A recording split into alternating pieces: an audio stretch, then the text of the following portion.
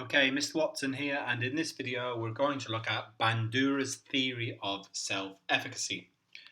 Okay, so the key's in the title. So according to Bandura, it's in a specific situation. This self-confidence is very sport-specific, and it can vary from situation to situation.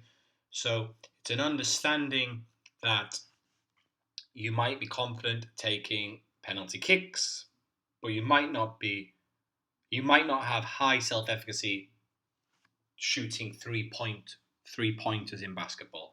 Also important to note, these theories aren't trying to play off against each other. They're not in competition. They're just ways to look at sports competence and self-efficacy. Okay, so we'll take a look at the model, and I'm just going to put it on the screen here. Okay, so on the left there, we've got 4 factors which feed into self-efficacy judgments and then behavior. So what we're really looking at in this model is that those who have high self-efficacy in a situation, they're more likely to approach that task, that approach behavior. Those who have low self-efficacy are more likely to avoid that particular activity. I'm not confident in 3-point shots, I'm not going to take them. Okay? So performance accomplishment. So right at the top there, let's start there. Now this is past experiences. Now out of these 4 factors, actually, this is known as, or probably has the strongest influence on our self-confidence, our self-efficacy. So if we've experienced success in the past, we're more likely to have higher self-efficacy the next time. And specifically, if you put the factors of your success to internal things that you control, such as the effort you put in and your ability, then your feeling of confidence and self-efficacy is likely to be high. So these past experiences, if you've been successful before, it's quite obvious, that's the strongest influence on your self-confidence. Okay, but key point there, factors that you can control, your own effort, your own ability. Okay. The second is vicarious experiences. Again, this has come up in leadership and modeling behavior. So what we have observed before, this means, okay? So if we've watched others perform and they were successful, we're more likely to feel higher self-efficacy, higher self-confidence. Well, I'm a similar, and a key point is being a similar ability. So you're watching a player who's quite similar to yourself, and you're watching them and they're performing well and they're enjoying it. They look confident. They're having good performance outcomes. You're more likely to have higher self-efficacy and think, you know what, I'm going to give this a go. I can definitely do that. I'm a similar standard to him there. I can do this. Okay, so it's what you've observed before, that vicarious experience of watching someone achieve success, and that influences you and makes you feel more confident, higher self-efficacy. Okay, the third part is verbal persuasion. So this is being encouraged to try. Now you can encourage yourself to try, self-talk, come on, I can do this, I can do this, but it's particularly has a strong influence if it's from a role model or a significant other is encouraging you to try a task, or they give you positive feedback after the task. Wow, your technique was brilliant there. It's going to encourage you to have that approach behavior and work towards mastery orientation. Okay, so the effectiveness of this verbal persuasion does come down to who is encouraging us. So if it's someone significant, they're more likely to persuade us to try than a stranger. Okay, and finally we have emotional arousal. So how good are we at controlling our own arousal? Because as we know, with the theories such as inverted U and optimal arousal, such things, how aroused we get affects our confidence and our performance massively. Okay, so if you have effective strategies to control your arousal, such as using mental rehearsal, it can prevent becoming over aroused and keep you in that optimum range. Okay, and as a result, higher self-efficacy, higher confidence.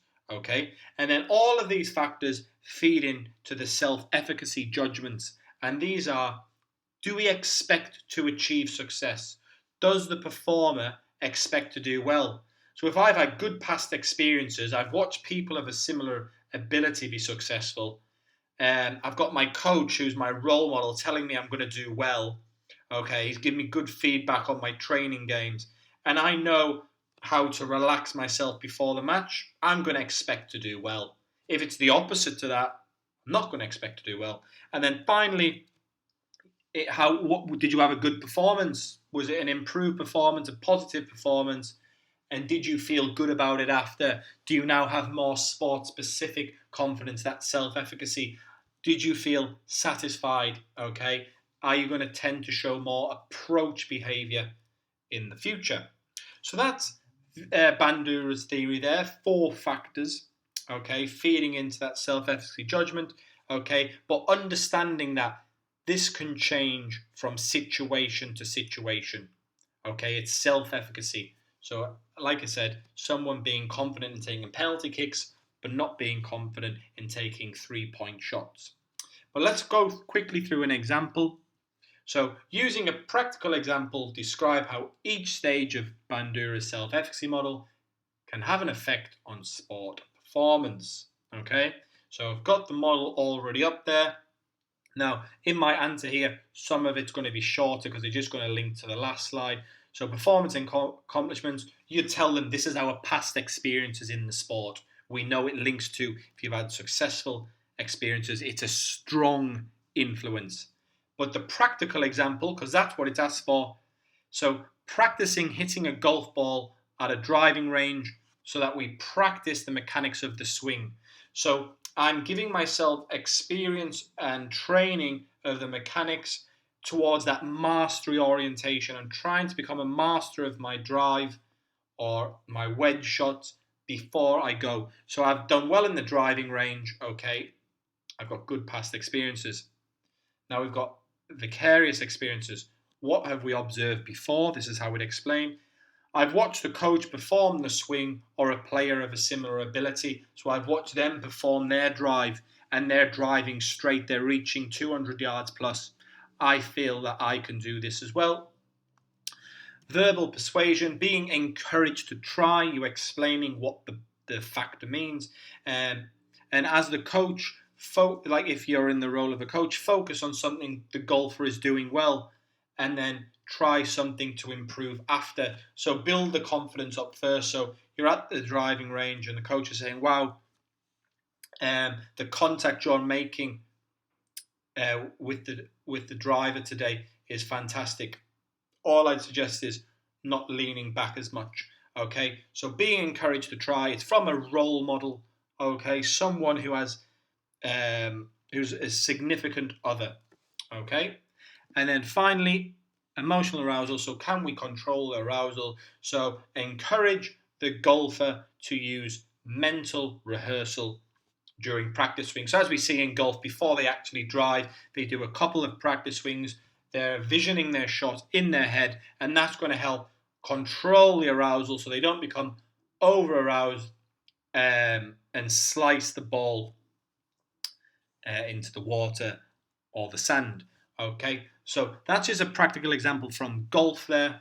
Okay, so if we were to switch around boxes 1 and 2, you could say, if you the role as the coach, so as the coach you demonstrate the swing so that they can observe it. You're a similar player to them, you could say it that way.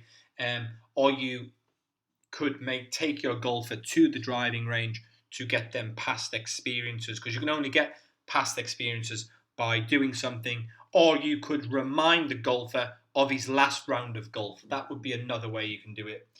Okay, so then we've got, does the performer expect to do well? Did they play well? So that would be an example with practical examples of Bandura's self-efficacy model. Okay, so hopefully that was simple enough. So just 4 factors that feed in. Okay, thank you.